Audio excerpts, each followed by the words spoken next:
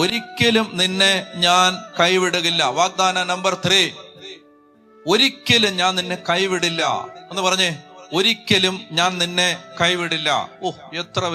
എത്ര വലിയ വാഗ്ദാനമാണ്, എത്ര വലിയ വാഗ്ദാനം. തുള്ളിച്ചാടണം. ഒരിക്കലും ഞാൻ നിന്നെ കൈവിട്ടുകൾ, ഏത് സ്ഥലത്തും എവിടെയും ഞാൻ നിന്റെ കൂടെ ഉണ്ടായിരിക്കും. മത്തായി 28:18, യുഗാന്ത്യം വരെ എന്നും ഞാൻ നിങ്ങളുടെ കൂടെ ഉണ്ടായിരിക്കും. വചനം പറയുകയാണ്. ഇത് കേൾക്കണം കേട്ടോ, ഇത് കേൾക്കണം. വചനം പറയുകയാണ്, ഞാൻ നിന്നെ ഒരിക്കലും കൈവിട്ട് കളയില്ല.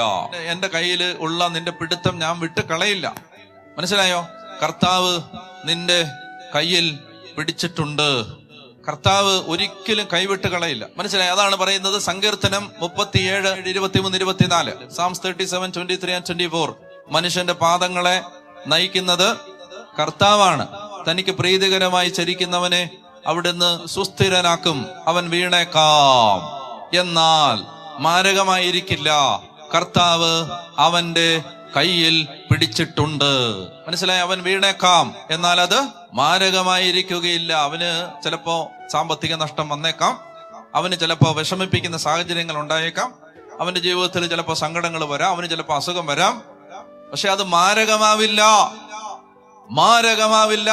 എന്താണ് കാരണം? കർത്താവ് അവന്റെ കയ്യിൽ പിടിച്ചിട്ടുണ്ട്.